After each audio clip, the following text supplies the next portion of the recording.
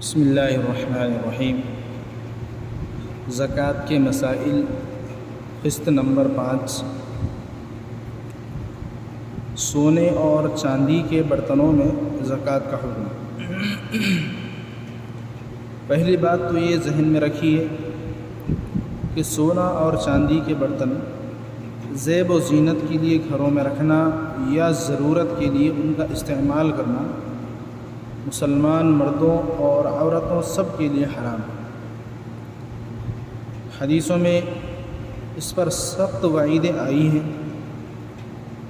چنانچہ پہلی حدیث اس سلسلے میں حضرت حذیفہ رضی اللہ عنہ سے روایت ہے کہ رسول اللہ صلی اللہ علیہ وسلم نے ارشاد فرمایا، ریشم کا لباس مت پہنو، سونے اور چاندی کے برتن میں مت پیو، سونے اور چاندی کے تھالوں میں مت کھاؤ، کیونکہ یہ سب دنیا میں کافروں کے لیے ہیں اور آخرت میں تمہارے لیے ہیں۔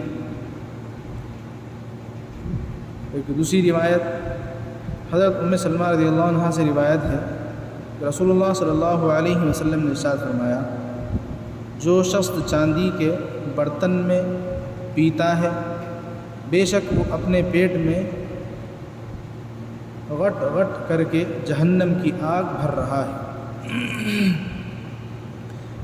ایک تیسری روایت حضرت براء بن عازب رضی اللہ عنہ سے روایت ہے کہ رسول اللہ صلی اللہ علیہ وسلم نے چاندی کے برتن میں پینے سے منع فرمایا اور فرمایا کہ جو شخص دنیا میں ان برتنوں میں پیتا ہے وہ آخرت میں ان میں نہیں پیے گا، یعنی آخرت میں اس نعمت سے محروم رہے۔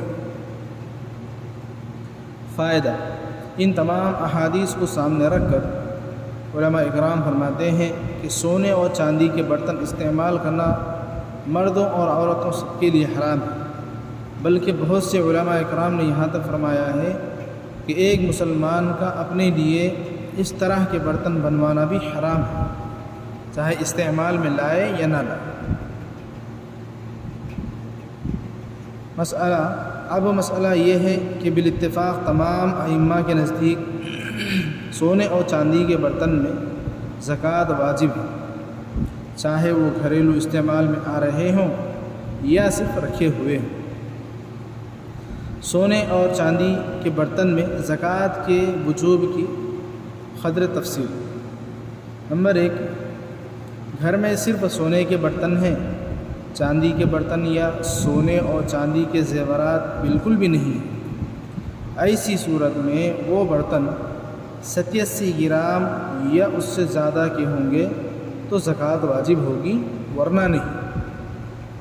نمبر 2، صرف چاندی کے برتن ہیں، سونے کے برتن یا سونے اور چاندی کے زیورات بالکل بھی نہیں ہیں، ایسی صورت میں وہ برتن 612 گرام یا اس سے زیادہ کے ہوں تو زکوٰۃ واجب ہو جائے گی، ورنہ نہیں۔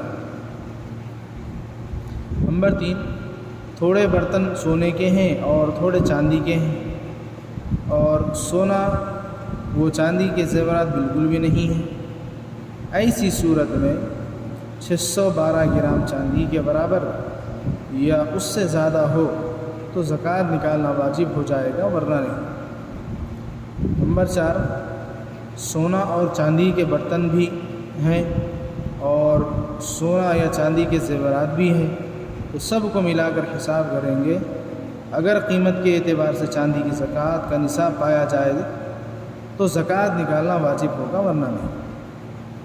نمبر 5، سونا یا چاندی کے برتن ہیں، سونا اور چاندی کے زیورات بالکل بھی نہیں ہیں، مگر پیسوں کی کچھ سیونگ ہے، تو سب کو ملا کر دیکھیں، اگر 612 گرام چاندی کی قیمت کے برابر یا اس سے زیادہ ہو تو زکوٰۃ واجب ہو جائے گی، ورنہ نہیں۔